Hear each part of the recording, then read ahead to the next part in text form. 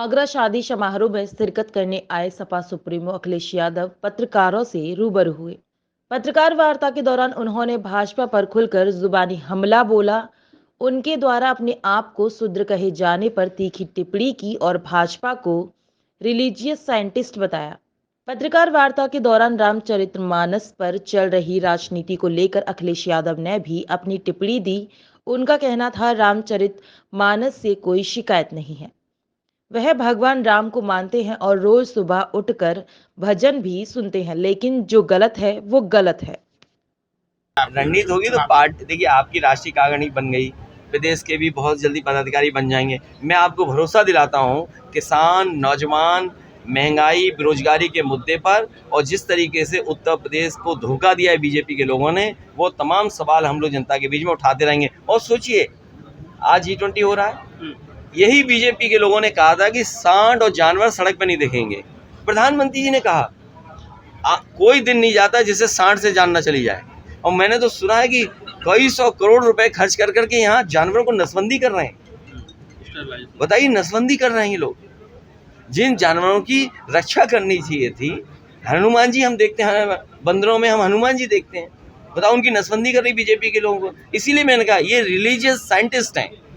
ये religious scientist ऐसे हैं, ऐसे एक्सपेरिमेंट करते हैं, खुद बुराई करें तो कुछ नहीं, अगर कोई दूसरा कुछ कह देगा तो उस पर आरोप लगा देंगे। ये all India Muslim personal law board कह रहा है कि किसी भी धार्मिक ग्रंथ का अपमान नहीं होना चाहिए। मैं मुस्लिम भाइयों का धन्यवाद देता हूं, और यही समाजवादियों की हमेशा सोच रही है, और यही भारतीय संस्कृति है, यही भारतीय परंपरा है कि हमने हर एक को एक्सेप्ट किया है, हम किसी को अपमानित नहीं कर रहे हैं। इसीलिए मैंने कहा कि भगवान विष्णु से लेकर के जितने भगवान हैं अवतार, उन सबका हम लोग मानते हैं, उन सबका सम्मान करते हैं, जितने भी ग्रंथ हैं उन सबका मानते हैं। लेकिन कुछ चीज़ों के लिए हमने मुख्यमंत्री जी को छोड़ दिया है, बीजेपी को छोड़ दिया है, वो एक्सप्लेन कर दें, हमसे कोई सवाल नहीं पूछेंगे। हिंदुत्व वर्सेस जातीय पॉलिटिक्स क्या दिखती है सर? नहीं, देखो ये मत बोला करो, नहीं सर, इसको इस तरह की भाषा नहीं बोला करते। नहीं, ये आप लोगों को नहीं लिखना चाहिए। ये संविधान हमारा धर्म है, संविधान, और बाबा भीमराव अम्बेडकर जी ने कोशिश की जाति खत्म हो जाए, डॉक्टर राममनोहर लोहिया जी ने कोशिश की जातियाँ खत्म हो जाएं, नेताजी कोशिश करते रहे कि जातियों का भेदभाव नहीं हो, लेकिन कुछ चीज़ें सच्चाइयाँ स्वीकार करनी पड़ेंगी।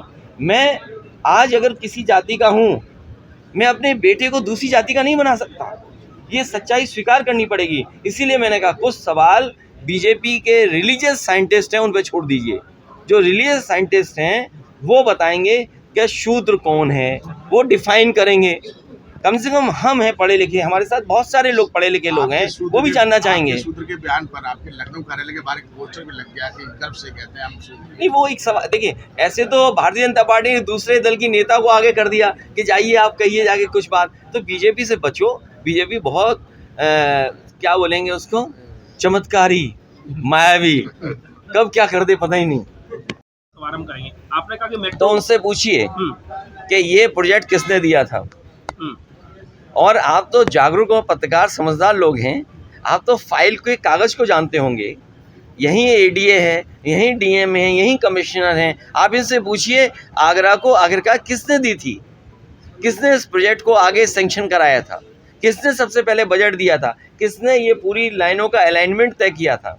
सर, बीजेपी का कहना है कि आपको दलितों की चिंता नहीं है, सिर्फ सियासी फायदे के लिए आप रामचरितमानस का देखिए रामचरितमानस से किसी को शिकायत नहीं है, भगवान श्री राम को हम मानते हैं।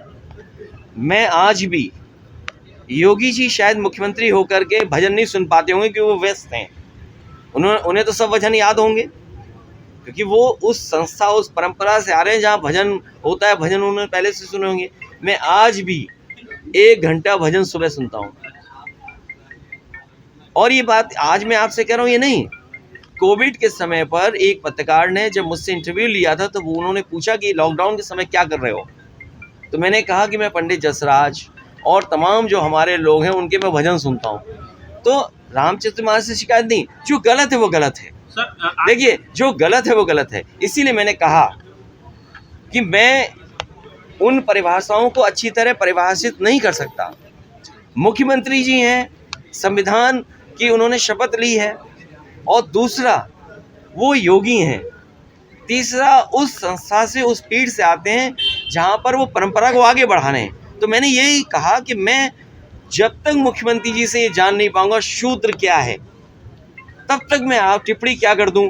मुख्यमंत्री जी कम से कम बताएं मुझे, और प्रदेश और देश की जनता को बताएं, और भारतीय जनता पार्टी के लोग बताएं कि शूद्र क्या है। तो शूद्र को लेकर आपकी पार्टी में भी कई सारे लोग ऐसे हैं जो कह रहे हैं, तो मैं तो विरोध कुछ के स्वर हैं। इसीलिए गोली तिवारी ने कहा कि राष्ट्रपाल लगाइए। अरे भाई किसका नाम लेते हो आप भाई, आप 22 ढो मत, ये बड़ा सवाल है। देखो पत्रकार साथी, ये देश का बड़ा सवाल है, अपने देश की 5000 साल से पहले की समस्या है, कोई एक दिन में समस्या समाधान नहीं होगा। अगर आप महाभारत पढ़ोगे, दानवीर कर्ण के सामने क्या क्या फेस किया था उसने। मैं तो कहूँगा पत्रकार साथियों, मुख्यमंत्री जी आ रहे हैं, अगर आप में से कोई मैं उतना पढ़ा लिखा नहीं हूँ शायद, आप रामधारी सिंह दिनकर जी की जो किताब है कर्ण की के बारे में जो लिखा है उन्होंने, किस तरह उसे अपमानित होना पड़ा है शूद्र के सवाल पर, वो युद्ध करना चाहता था, या वो कर्ण जब अपने कई जगह जाना चाहता था कार्यक्रमों में, समारोह में, तो उसे कितना अपमानित होना पड़ा था। तो ये जो परिभाषा है वो मुख्यमंत्री से बेहतर कोई नहीं परिभाषित कर सकता है। और बीजेपी